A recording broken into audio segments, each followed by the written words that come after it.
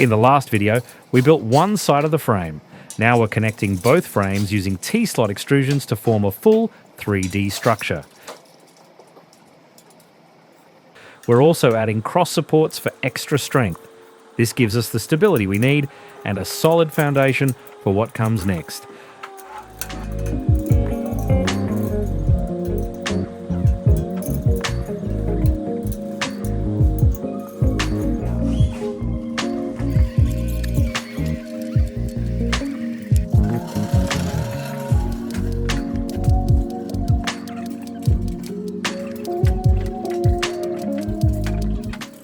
Follow us to see how the build comes together.